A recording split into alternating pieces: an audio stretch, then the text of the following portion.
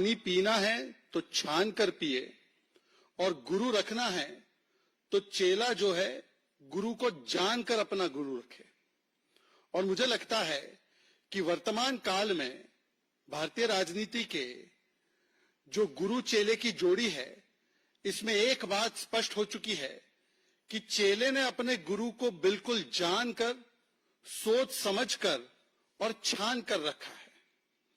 इसीलिए कल आपने देखा होगा कि ऑल इंडिया कांग्रेस कमेटी में एक आदेश पारित हुआ कि तुरंत प्रभाव से with immediate effect Shri Sam Pitroda को chairman of Indian overseas Congress reappoint किया जाए।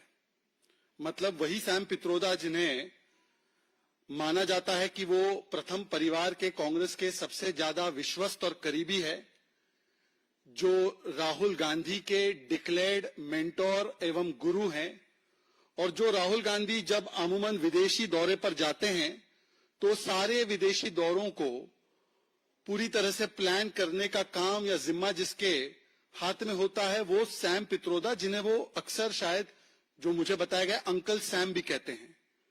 तो कल अंकल सैम को जानकर, सोच समझकर, पूरा छान कर फिर से रीअपॉइंट कर दिया गया।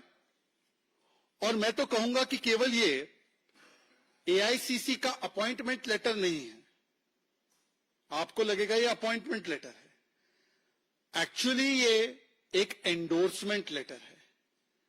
ये अंकल सैम और सैम पित्रोदा के द्वारा की गई हर बात का एंडोर्समेंट है।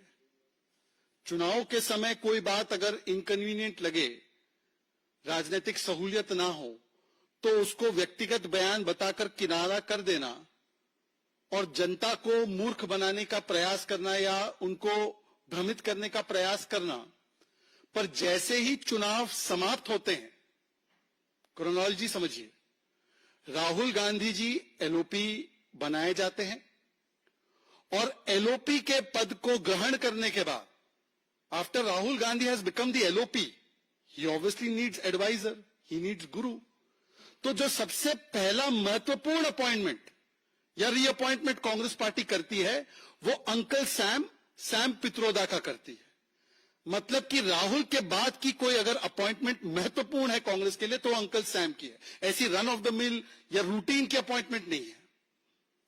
लीडर बने हैं ऑपोजिशन के तो एडवाइजर भी चाहिए, इसीलिए ये की गई। और ये एंडोर्समेंट है।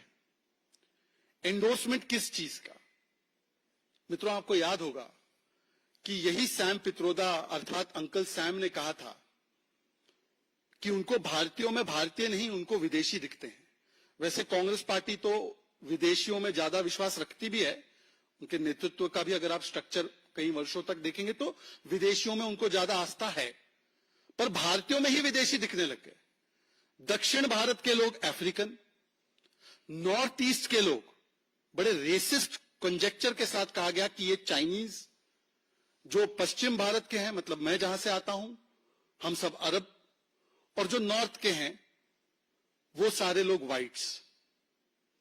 और इस बात के लिए कांग्रेस ने शायद कॉस्मेटिकली अपना किनारा कर दिया होगा बयान से, पर जब एक एंडोर्समेंट लेटर अर्थात अपॉइंटमेंट लेटर कल कांग्रेस की तरफ से गया तो अंकल सैम ने एक ट्वीट किया। उन्होंने एक इंटरव्यू भी दिया, एक ट्वीट किया, और ट्वीट में उन्होंने लिखा, I was not sacked, I step down willingly. मतलब कांग्रेस की कोई मंशा नहीं थी कि इस बयान के लिए उनको निकाले, वो खुद बता रहे हैं। The remarks made by me were not racist, in fact it is the racist people who thought they are racist. मतलब अंकल सैम को जब कल कांग्रेस ने रीअपॉइंट किया तो अंकल सैम ने आकर यह कहा कि कांग्रेस तो मेरी बातों से पूर्ण तरीके से इत्तेफाक रखती है और मेरे कमेंट्स रेसिस्ट नहीं हैं, उल्टा जिन लोगों ने इस विषय पर बात उठाई वो रेसिस्ट है। मतलब यदि कोई साउथ इंडिया का व्यक्ति हो जिसको बुरा लगा हो कि आपने मुझे अफ्रीकन बोला, ही इज रेसिस्ट। अगर कोई नॉर्थ ईस्ट के व्यक्ति, और मुझे याद है उस समय पर हमारे किरण रिजिजू साहब ने और पेमा खांडू साहब ने इस विषय को उठाया था, तो वो रेसिस्ट है। आपने उनको चाइनीज बोल दिया पर वो रेसिस्ट है। सैम पित्रोदा जी और कांग्रेस पार्टी रेसिस्ट बयान नहीं कर रही है। और फिर उसके बाद वो कहते हैं कि मैं अपनी बात के लिए शर्मिंदा नहीं हूं, मैं अपनी बात पर कायम हूं, अडिग हूं। आज मैं इस मंच से सवाल पूछना चाहता हूं, रेवंत रेड्डी जी से मैं सवाल पूछना चाहता हूं कि क्या रेवंत रेड्डी साउथ इंडियंस को अफ्रीकन समझते हैं जैसे सैम पित्रोदा बता रहे हैं? सिद्धरामैया जी से, एमके स्टालिन जी से, और कांग्रेस में तो कई सारे नेता हैं ना जो नॉर्थ साउथ की बड़ी बड़ी बातें करते हैं। भाई कलकुरुची में इतने लोग मारे गए, उस पर आप चुप रहे, पर जिसने साउथ इंडियंस को अफ्रीकन कह दिया उस पर भी आप चुप हैं। और केवल चुप नहीं, उनकी बातों को सही मानते हुए उनको रीअपॉइंट कर दिया। और केवल यहां बात नहीं समाप्त होती, गुरु की और भी कुछ बातें हैं जो चेले को बड़ी अच्छी लगी है। और वो कौन सी बात है? गुरु ने कहा था कि 1984 का जो सिख जेनोसाइड हुआ, जिसमें 3,500 सिखों का नरसंहार और कत्लेआम हुआ, जिसपे राजीव जी जो उनके मित्र थे गुरु के, उन्होंने कहा था कि बड़ा पेड़ गिरता है धरती हिलती है। तो गुरु ने कहा हुआ तो हुआ। चेले को, मतलब कि राहुल जी को, गुरु की यह बात बिल्कुल पसंद है। वो इंडोर्स कर रहे हैं जब वो सैम पित्रोदा, अंकल सैम को रीअपॉइंट करवा रहे हैं। पुलवामा और 26/11 के विषय में गुरु अंकल सैम ने कहा था कि 8-10 लोग आकर कोई हमला कर दे तो क्या पूरे पाकिस्तान का दोष है क्या? और फिर उसके बाद जब बालाकोट एयर स्ट्राइक हुआ तो उन्होंने सेना से सवाल करते हुए पूछा था कि 300 लोग कहां मारे गए? 300 लोग नहीं मारे गए। गुरु की इन बातों को चेले एंडोर्स कर रहे हैं, मतलब कि सेना पर सवाल खड़े करना और पाकिस्तान को क्लीन चिट देना। आजकल जो चेले हैं वो संविधान की कॉपी लेकर घूमते हैं, जय संविधान भी बोलते हैं। गुरु ने संविधान पे भी अपना विशेष ज्ञान जो है प्रकट किया है। संविधान के विषय में गुरु ने कहा है कि संविधान बनाने में आंबेडकर जी का क्या योगदान था? योगदान था तो नेहरू जी का था। यह गुरु जी का बयान था, ट्विटर पर ट्वीट भी है उनका। मतलब कि आज राहुल गांधी जी ने सैम पित्रोदा की अपॉइंटमेंट और कांग्रेस पार्टी ने उनकी अपॉइंटमेंट को एंडोर्स करते हुए आंबेडकर जी का सबसे बड़ा अपमान किया है, संविधान का सबसे बड़ा अपमान किया है। उसके बाद गुरु ने यह भी कहा कि जो राम है, प्रभु श्री राम, राम मंदिर और राम नवमी, यह भारत आइडिया ऑफ इंडिया के खिलाफ है। It is against the idea of India. मतलब आज उत्तर प्रदेश की धरती में जो समाजवादी और कांग्रेस पार्टी दम भरती है कि हम लोग यहां जीत गए, वहां जीत गए, जिस व्यक्ति ने कहा कि प्रभु श्री राम और रामनवमी आइडिया ऑफ इंडिया के साथ जुड़ नहीं सकते, आज ऐसे व्यक्ति को पदोन्नति देकर उनको एडवाइजर बनाने का काम, उनको गुरु मानने का काम राहुल गांधी ने किया है। और फिर पूरे देश के मिडिल क्लास के लिए भी उन्होंने एक संदेश दिया था। गुरु सैम पित्रोदा जी ने कहा था कि मिडिल क्लास को सेल्फिश नहीं होना चाहिए, उनके ऊपर और टैक्सेस थोप दिए जाने चाहिए। उन्होंने इनहेरिटेंस टैक्स की भी बात की थी, जिसमें वो चाहते थे कि 55% अगर किसी का हो तो उसकी प्रॉपर्टी का 55% वो बांट दिया जाए। तो आज इन सभी बयानों और स्टेटमेंट्स और सेंटिमेंट्स को कांग्रेस पार्टी ने इस अपॉइंटमेंट लेटर के माध्यम से एंडोर्स किया है। यह एंडोर्समेंट लेटर है सैम पित्रोदा के इन बयानों का।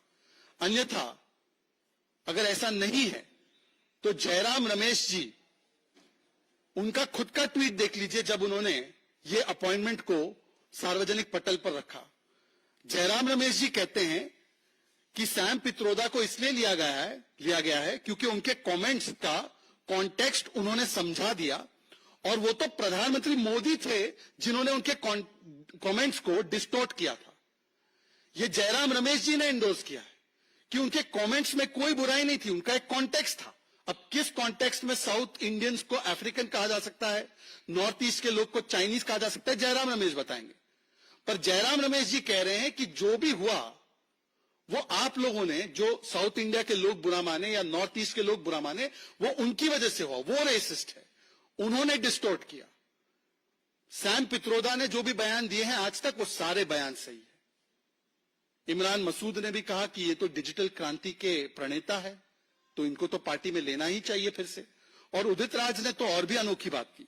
उन्होंने ट्वीट करके कहा कि डॉक्टर सैम ने जो बात की थी वो बात तो सही थी, लेकिन समय गलत था। आज इससे स्पष्ट हो जाता है, it is very clear from this appointment letter / endorsement letter of the Congress party that all the unsavory, objectionable, insulting comments made by Mr. Sam Pitroda about Indians, about Prabhu Shri Ram, Ram Navami, about the Sikh genocide, about the Pulwama terrorist attack, they are wholly subscribed to and endorsed by the Congress party, or else today the Congress party would not have been reappointing this person as soon as the elections are over. ये इनकी हकीकत है। अगर आपके कोई सवाल होंगे इस विषय से या और कोई विषय पे तो जरूर पूछिए।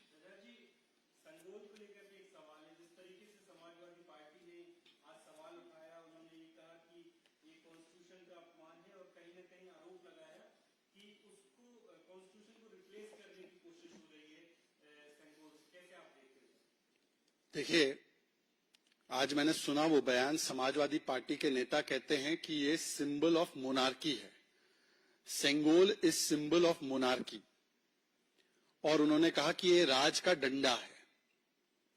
जिनकी पार्टी सिंबल ऑफ परिवारवाद है वो सिंबल ऑफ मोनार्की की बात कर रही है, पर ये समाजवादी पार्टी से अपेक्षित है।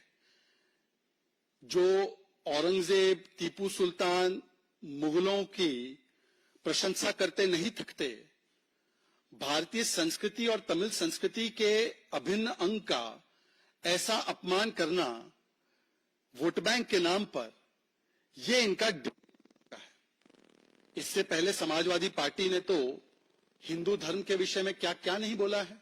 हिंदू धर्म धोखा है, रामचरितमानस का अपमान, भारत की सेना सुरक्षा बलों के ऊपर सवाल खड़े करने का काम, भारत की लोकतांत्रिक संस्थाओं पर सवाल खड़े करने का काम, चाहे ईवीएम हो, चाहे इलेक्शन कमीशन हो, भारत के वैज्ञानिकों पर सवाल खड़े करने का काम। पर आज मोदी विरोध में उतरते उतरते भारत की संस्कृति और तमिल संस्कृति को भी नहीं बख्शा गया है।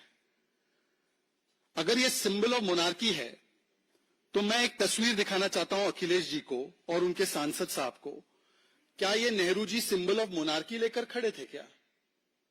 नेहरू जी ने ग्रहण किया ना।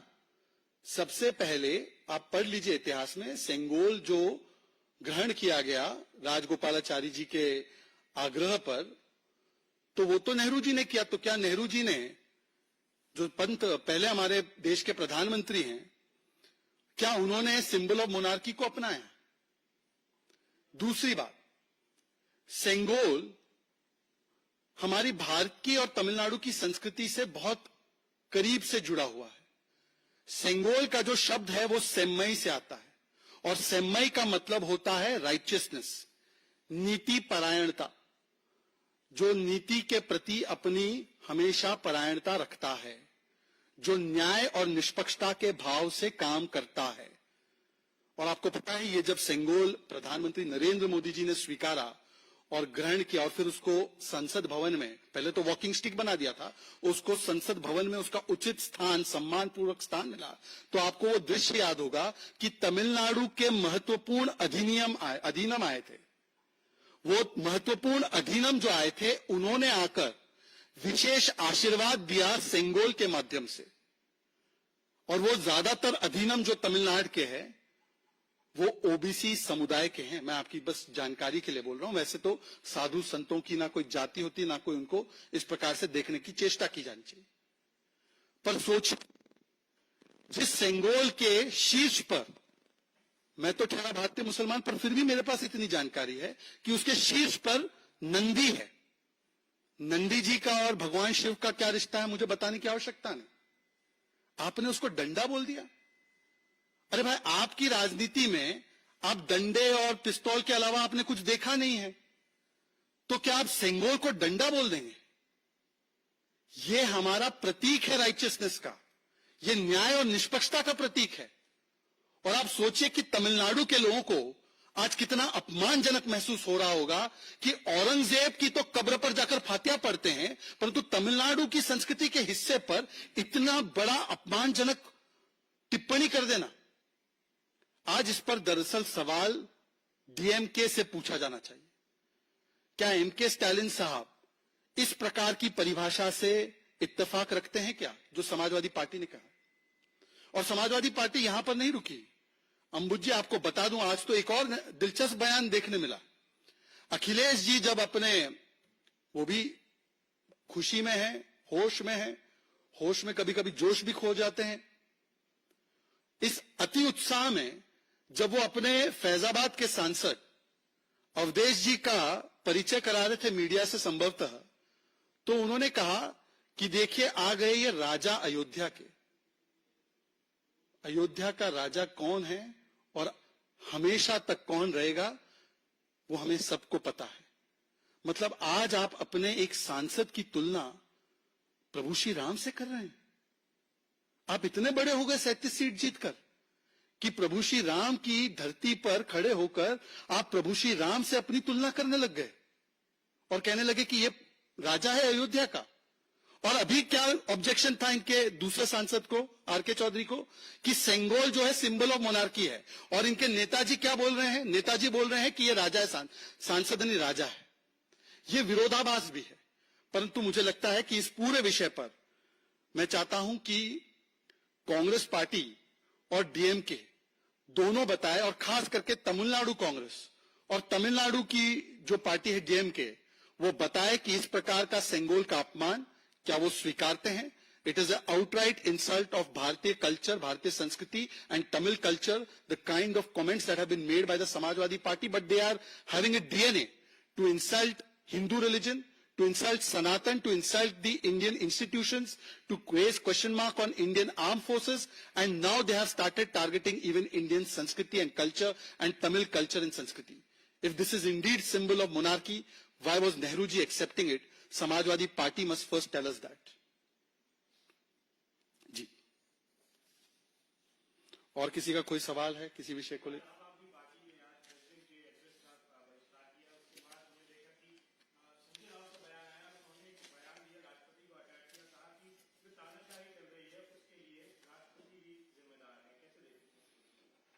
सबसे पहले तो आम आदमी पार्टी की उत्पत्ति ही इस प्रकार के संविधान विरोधी एनार्किक कृत्यों से हुई है। याद होगा आपको कि 26 जनवरी के प्रोग्राम से पहले वो सड़क पर लेट गए थे। जो सड़कों पर लेटकर संविधान का उस समय पर विरोध कर रहे थे, आज संसद में आने के बाद भी उनके कृत्य वही है, क्योंकि आज का जो दिन था वो बहुत महत्वपूर्ण दिन था। जो नई संसद, जो नई सरकार बनी है, 18वीं लोकसभा जो गठित हुई है, पहली बार देश की महामहिम राष्ट्रपति उनका संबोधन एक जॉइंट सिटिंग को एड्रेस कर रही थी। यह कोई राजनीतिक या कोई पार्टी का कार्यक्रम नहीं था, यह देश के संविधान का, देश के लोकतांत्रिक प्रक्रियाओं का एक अहम हिस्सा था। और इसका बहिष्कार करके प्रदर्शन करना किस चीज के लिए? एक भ्रष्टाचारी जिसको कोर्ट से राहत नहीं मिल रही, तो क्या आप कोर्ट के खिलाफ प्रदर्शन कर रहे थे? मतलब कि संसद में खड़े होकर किसके खिलाफ? हाईकोर्ट के खिलाफ प्रदर्शन कर रहे थे जिन्होंने राहत नहीं दी। सुप्रीम कोर्ट के खिलाफ प्रदर्शन कर रहे थे जिन्होंने तुरंत इस मामले को नहीं सुना। किसके खिलाफ प्रदर्शन था? और सोचिए, जो लोग प्रदर्शन करते थे भ्रष्टाचारियों को जेल में डालने के लिए, आज वो प्रदर्शन कर रहे हैं कि भ्रष्टाचारी जेल में क्यों है। मतलब ये सियासी धर्मांतरण का भी एक किस्सा देखिए कि कैसा बदल गया आम आदमी पार्टी का पूरा चरित्र। परंतु मैंने जब देखा आम आदमी पार्टी वहां पर अकेले खड़ी थी, 3-4 या कुछ 5 सांसद ज्यादा से ज्यादा रहे होंगे। ये INDI alliance, we are all in it together वाले कहां थे? मतलब फ्रेंडशिप विद बेनिफिट्स कम से कम समाप्त हो गई है। चुनाव खत्म, रिश्ता खत्म, दिल्ली का मामला अब तुम देखो, मैं कौन तुम कौन, हम साथ साथ है से हम आपके है कौन पे आ गए, ये भी एक परिचय मिला। परंतु जो बयान संजय राउत जी ने दिया, राष्ट्रपति जी किसी राजनीति का हिस्सा नहीं होती।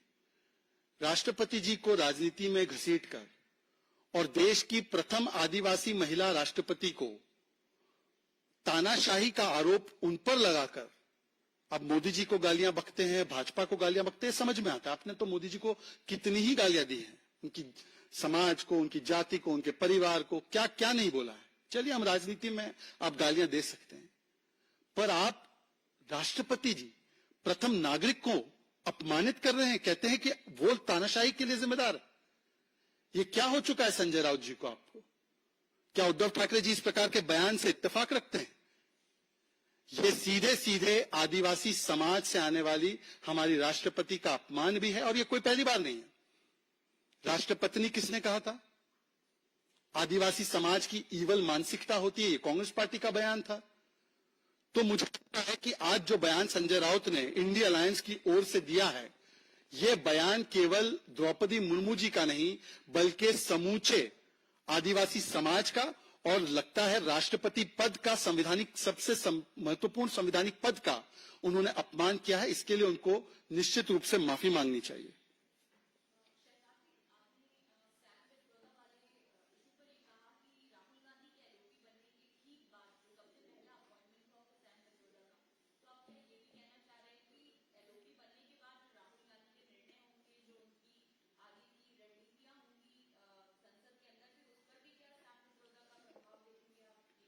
एडवाइजर का काम, गुरु का काम तो यही होता है कि चेले को एडवाइस दे। अब लोकसभा में लीडर ऑफ ऑपोजिशन बने हैं तो वो किसी के गाइडेंस पर चलेंगे। तो वो गाइडेंस किसका होगा? उन्होंने ही कहा था एक बार कि राहुल गांधी ने ही कहा था, उनके शब्द है कि सैम इज माय मेंटोर। ये उनके शब्द थे, uncle Sam is my mentor, I consider him to be a mentor. तो ठीक उनकी अपॉइंटमेंट के बाद यदि सैम पित्रोदा की अपॉइंटमेंट होती है, उनको एक पार्टी में स्थान दिया जाता है, तो ये साफ संदेश है कि मेंटोर को पॉलिटिकल पोजीशन देकर उनकी एडवाइस ली जा सके, उसके लिए एक रास्ता खोल दिया गया है। और मुझे लगता है मिडिल क्लास के टैक्सेस को लेकर जैसे उसका प्रभाव आपको दिख रहा है, कर्नाटका में तो तुरंत टैक्स बढ़ा दिया गया है अनेकों चीज पर, पानी पर, दूध पर, पेट्रोल पर, डीजल पर। तो उनकी एडवाइस पर तो चल ही रहे हैं वो कि मिडिल क्लास को और कमजोर करो और उनको चाबुक मारो। इनहेरिटेंस टैक्स पर, प्रभु श्री राम पर, और जो साउथ इंडियंस को अफ्रीकन कहना, इन चीजों पर राहुल गांधी निश्चित रूप से उनकी एडवाइस लेना चाहते हैं। वैसे भी राहुल गांधी जी आज जो राजनीति कर रहे हैं, धर्म में बांटो, जाति में बांटो, तो अंकल सैम ने तो त्वचा और नस्ल में बांटने की बात की है। तो ये बांटने की राजनीति का ट्यूटोरियल मिलता रहे, इसीलिए अंकल सैम को वहां पर पद दिया गया है, और ये उसी से कनेक्टेड है। अन्यथा ऐसा अगर नहीं है तो राहुल गांधी जी स्पष्ट तरीके से एक एक बिंदु पर अपना स्टैंड क्लियर करें।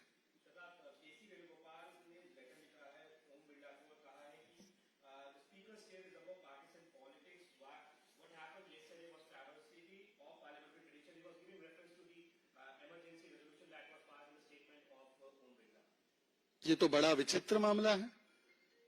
कल भारत की लोकसभा ने एक ऐसा प्रस्ताव सर्वसम्मति से स्वीकारा जिसमें यह कहा गया कि जो 50 वर्ष पूर्व एक तानाशाह इंदिरा गांधी ने सत्ता की लालच और लालसा में संविधान को, बाबा साहेब भीमराव अंबेडकर जी के संविधान को कुचलते हुए जो इमरजेंसी लागू की थी, उसका खंडन होना चाहिए। उसमें जो अपराध किए गए थे नागरिकों के खिलाफ, कई देश के प्रमुख विपक्षी नेताओं के खिलाफ, सुप्रीम कोर्ट मीडिया के खिलाफ, उसका खंडन होना चाहिए। कांग्रेस इसका विरोध यदि कर रही है तो क्या कांग्रेस ये कह रही है कि हम इमरजेंसी को सही मानते हैं? क्योंकि ऐसा बयान राजीव गांधी जी का है। राजीव गांधी जी ने इमरजेंसी को जस्टिफाई भी किया है और कहा था कि mama had done the right thing. आप अगर उनके उस समय के इंटरव्यू पढ़ेंगे तो उनका कोट है, mama did the right thing by imposing emergency, even I can impose. फिर भूपेश बाघेल का रिसेंट का बयान है, उन्होंने कहा इंदिरा जी बड़ी साहसी थी और साहस में आकर उन्होंने घोषित आपातकाल डिक्लेयर किया था, उन्होंने घोषित आपातकाल लगाई थी। ये भूपेश बाघेल जी का बयान। तो आज कांग्रेस पार्टी केसी वेणुगोपाल जी के इस पत्र के माध्यम से ये कह रही है कि वो इमरजेंसी के साथ आज भी खड़ी है। पर कम से कम इस मंच से, जैसे कल मेरे वरिष्ठ साथी ने, संबित पात्रा जी ने संभवतः Samajwadi party, RJD, DMK, Trinamool Congress के नेताओं को धन्यवाद उनको किया था, क्योंकि उन्होंने कम से कम इस रेजोल्यूशन पर जो शोर हल्ला गुल्ला कांग्रेस मचा रही थी, जो विरोध कर रही थी, उसके साथ वो खड़े नहीं थे। तो ये तो अगर केसी वेणुगोपाल जी को पार्टीजन मैटर लगता है तो वो जाके समाजवादी पार्टी के नेतृत्व अखिलेश यादव जी से पूछे कि इमरजेंसी का जो रेजोल्यूशन आया उन्होंने कांग्रेस वाला स्टैंड क्यों नहीं लिया? टीएमसी से पूछे कि उन्होंने वही स्टैंड क्यों नहीं लिया जो कांग्रेस ने लिया? डीएमके से पूछे कि वो क्यों कांग्रेस से नजर चुराते हुए वहां पर मौन धारण कर रहे थे जैसे पूरा संसद कर रहा था? इसका मतलब यह है कि Congress party is even today having emergency mindset. It endorses what Indira Gandhi did 50 years ago, and it perhaps plans to do the same thing if they ever get an opportunity again. And therefore, people of India should be very careful about not giving them any opportunity to repeat this biggest mistake against the Constitution. और कोई सवाल हो किसी का तो आप पूछ सकते हैं, वरना इस प्रेस वार्ता को समाप्त करते हैं, काफी लंबी हो चुकी है। चलिए, बहुत बहुत धन्यवाद आपका। धन्यवाद।